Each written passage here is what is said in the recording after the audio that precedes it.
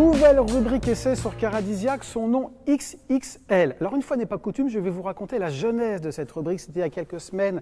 Pierre Desjardins, l'ami Pierre, est rentré dans mon bureau et m'a dit « Claude, je voudrais créer une nouvelle rubrique ». J'ai encore une nouvelle rubrique, il avait déjà sévi avec les magnifiques Jusqu'à la panne que vous connaissez bien. Et il me dit « Cette fois, c'est à propos d'essais ». Je dis « On a tout ce qu'il faut pour les essais.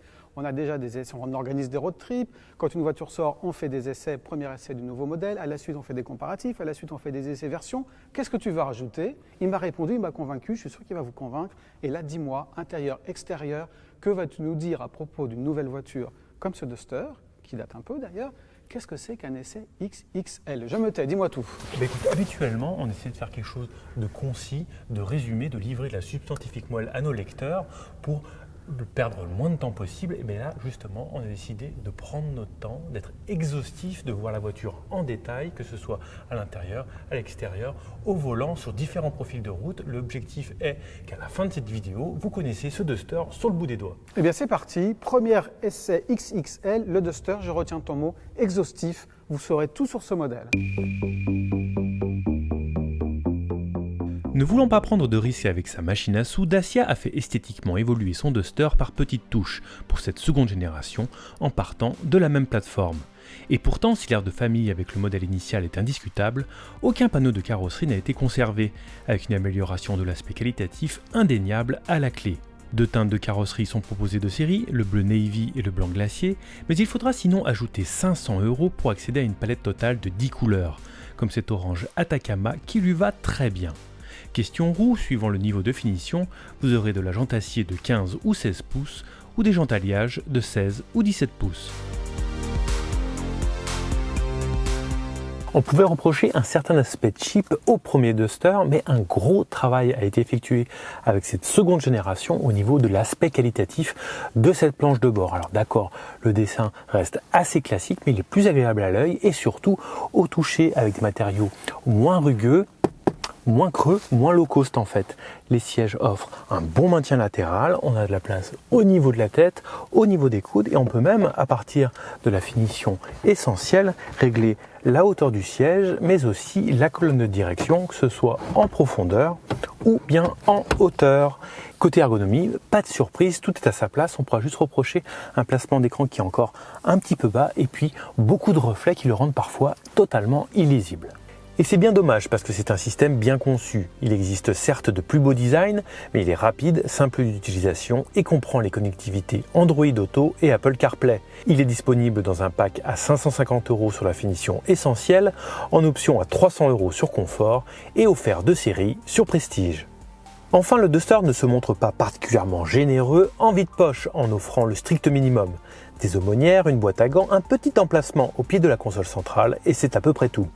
À l'arrière, on perd quelques millimètres de ci et de là par rapport à la première génération, mais cela reste tout à fait accueillant. Pour deux adultes, on peut même emmener un troisième passager, pour peu qu'il ne soit pas trop large d'épaule. Mais cette place du milieu, sans assise ni dossier marqué, n'est pas ce qu'on fait de plus confortable. Question qu'offre ce Dacia Duster de seconde génération, paye cash son insonorisation plus poussée, passant notamment par des passages de roues arrière plus épais venant malheureusement entamer le volume de chargement. En configuration 5 places, on dispose donc désormais de 445 litres en 2 roues motrices et de 411 litres en 4 roues motrices, soit une trentaine de litres en moins par rapport au Duster premier du nom. Même constat une fois le dossier de la banquette rabattu, avec 1444 à 1478 litres à disposition, soit 150 litres de moins qu'avant. Et tout ceci place ce Duster dans la moyenne basse de ce que l'on trouve dans les SUV de taille équivalente, issus de constructeurs généralistes. Et on pourra aussi lui reprocher un plancher qui n'est pas particulièrement plat. Qu'apportent les différents niveaux de finition? Eh bien on commence par Access, avec laquelle vous avez les vitres avant électriques, le limiteur de vitesse, l'allumage automatique des feux, la condamnation centralisée des portes, l'assistance au freinage d'urgence et c'est tout. Assez spartiate, vous en conviendrez, mais à moins de 12 000 €, on ne peut pas être exigeant. Vient ensuite la finition essentielle qui ajoute la banquette arrière fractionnable 2/3/1/3, la climatisation manuelle, la radio, les barres de toit, le volant réglable en hauteur et en profondeur et le siège conducteur réglable en hauteur. C'est un peu mieux. On continue avec confort, celle que l'on recommande en ajoutant peut-être quelques options si nécessaire, avec un bon rapport prix-équipement car elle donne droit à des vitres arrière électriques, un radar de recul, un régulateur de vitesse, des rétroviseurs électriques et des givrants et des jantes alliage de 16 pouces.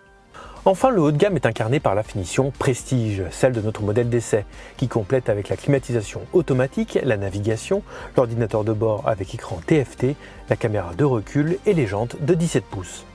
Du côté des options, il y a de quoi se faire un Duster à la carte sur les finitions intermédiaires ou même compléter encore un peu plus la dotation de la finition Prestige, avec notamment l'alerte d'angle mort et la caméra 360 degrés dans un pack à 400 €, la sellerie cuir à 600 €, la carte main libre à 200 € ou encore les sièges avant chauffants aussi à 200 €.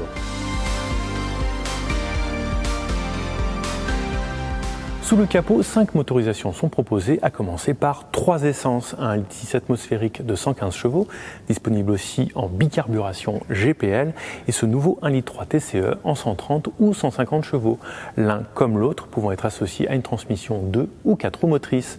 Côté diesel, le 1,5 litre DCI existe en 95 et 115 chevaux, mais seul ce dernier peut avoir une transmission 4x4. Et non, aujourd'hui, plus aucune transmission automatisée n'est disponible sur le Duster.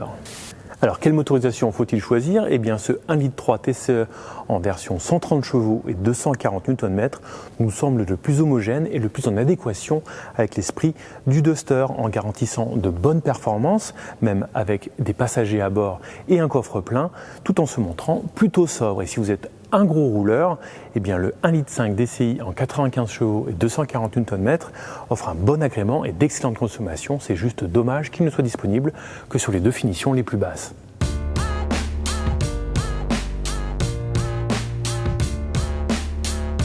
Alors on est d'accord, les SUV c'est normalement des baroudeurs, mais pour autant ce Dacia Duster se montre particulièrement à l'aise en ville pour de multiples raisons. Déjà à 4,34 m de longueur, il ne se montre pas trop imposant, et puis il est bien aidé par une direction particulièrement légère qui permet de se faufiler. Alors on est d'accord aussi, la direction légère c'est pas forcément un avantage sur d'autres types de routes, mais en ville ça l'est. Il a aussi un gros avantage, c'est une vision périphérique excellente, garantie par des montants de pare-brise qui sont pas trop épais, des rétroviseurs extérieurs qui offrent une belle superficie, et puis si on se retourne, on constate que les angles morts sont réduits au maximum. Sur National, on constate très rapidement les progrès réalisés en matière de châssis de ce Dacia Duster par rapport à la première génération, notamment grâce à des voies plus larges. Bon, il n'y a pas de quoi en faire une GTI, c'est sûr, il y a quand même beaucoup de roulis dans les courbes, et puis cette direction qui a beau être entièrement nouvelle, elle manque un petit peu d'informations, un sentiment de déconnexion par rapport aux roues avant. Mais ce qu'on a en contrepartie, c'est un grand confort, et ça c'est très appréciable pour un véhicule destiné à la famille. Ce TCE 130 offre sinon de belles reprises, ça permet de se déplacer de façon tout à fait vive, mais par contre il est associé à une boîte de vitesse mécanique, au maniement un peu caoutchouteux, et puis au positionnement beaucoup trop bas. C'est sur autoroute que l'on voit d'autres très gros progrès réalisés par Dacia avec cette nouvelle génération de Duster, c'est en termes d'insonorisation, que ce soit au niveau du vent, du roulement ou du moteur. Ce n'est plus du tout une punition d'aligner les kilomètres à son volant. Et ça c'est vraiment spectaculaire. On pourrait quand même citer un petit défaut que l'on retrouve de la génération précédente, c'est le positionnement étrange du bouton commandant le régulateur et le limiteur de vitesse situé juste là en dessous des sièges et qu'il faut chercher régulièrement à l'aveuglette.